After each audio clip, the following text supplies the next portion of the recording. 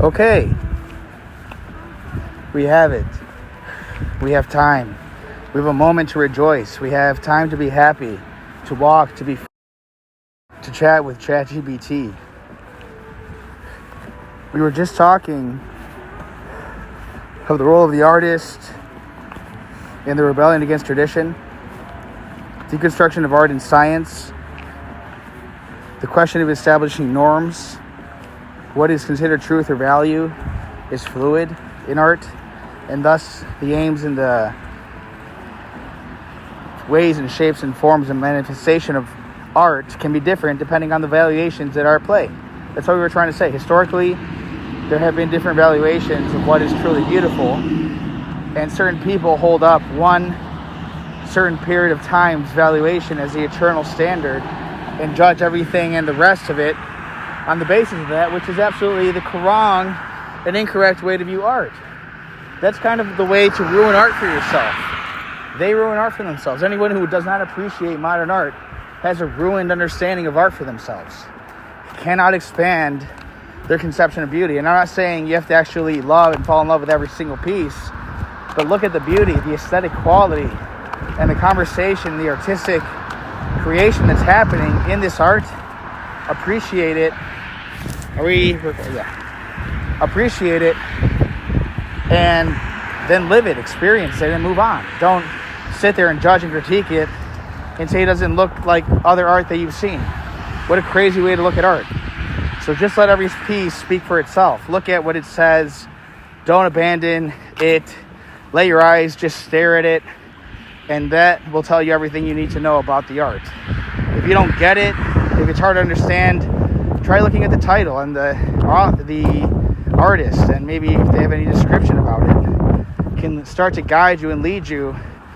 But this is all kind of amateurish, because the true regarders and gazers of art know to sort of begin to look at it lovingly, with a gaze like you'd be gazing at someone you love profoundly over and over again, and swimming into the details and the nooks and crannies of the beauty that you find therein. That's the kind of look that you need with love, not the sort of scientific, hard, modernistic, analytical look, which a lot of the artworks of the modernist era provocatively, like in a very provocatively way, speak precisely to the analytical gaze.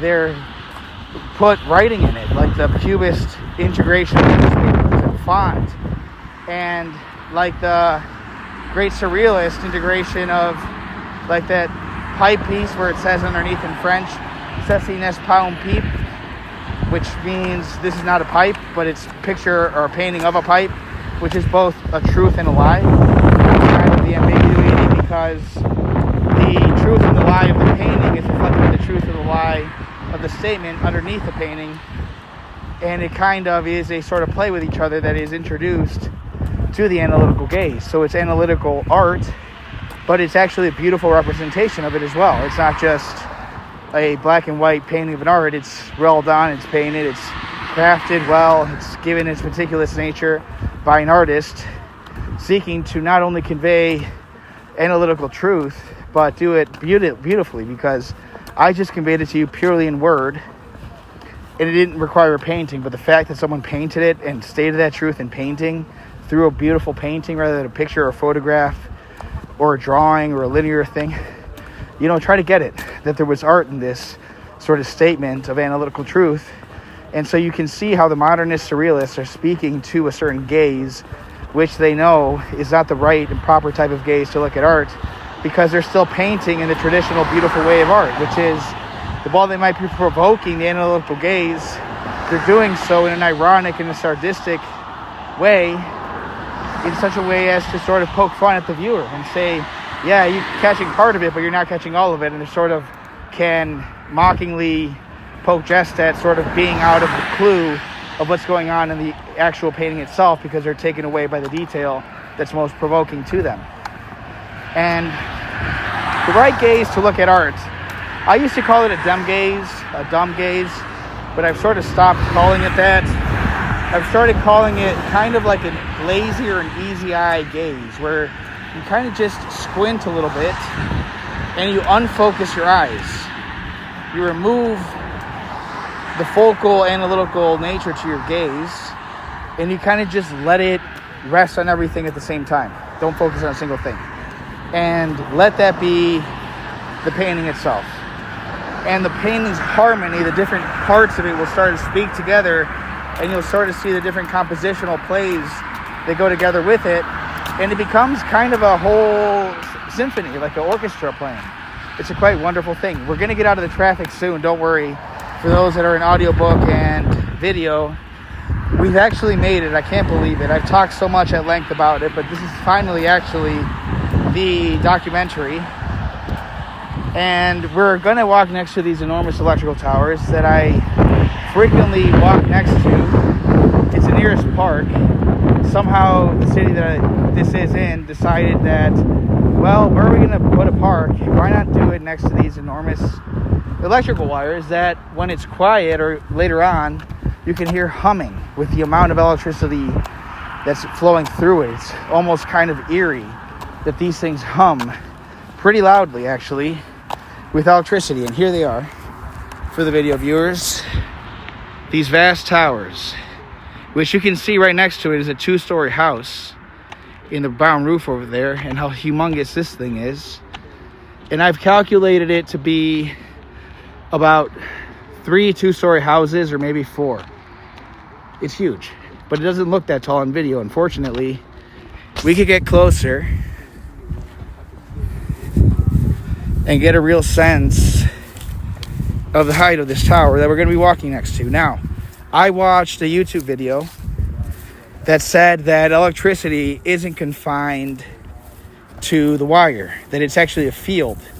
And electrical current, the electrical wire, is just a conveyor of a field of electricity. So the electricity is actually outside of the wire. No electricity passes through the wire.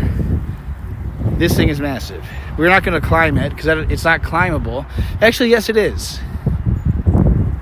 Keep off hazardous voltage above. Well, of course, obviously. So, we're not going to go climb and touch it. I'm a rock climber, so I actually don't. But I kind of stopped because I had a near-death experience. But near-death has happened too much since then for me to actually really give a crap about death.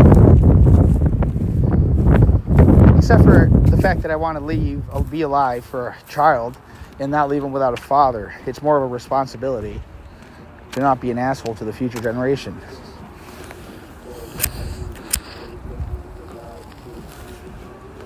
And because I love the kiddo. Otherwise, I'd be suicidal. That's what that would be.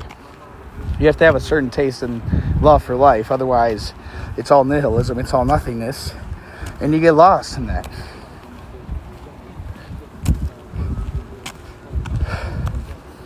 So, if this is the first one, this is 8 minutes. So, it hasn't taken that long to get here. I've decided, my son kind of just said he'd rather play with his grandfather since we've been playing absolutely the entire day since 7 a.m. until 4 p.m.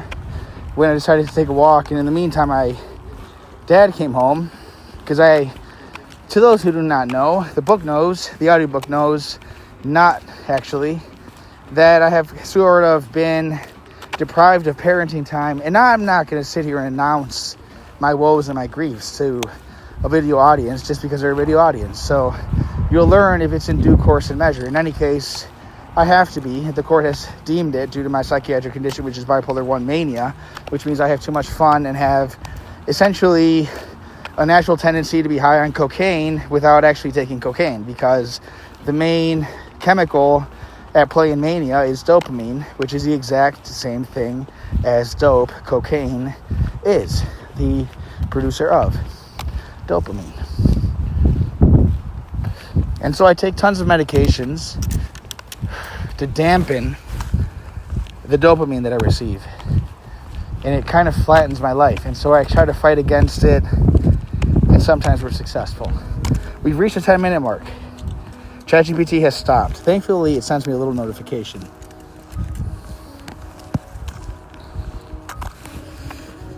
Pocket break.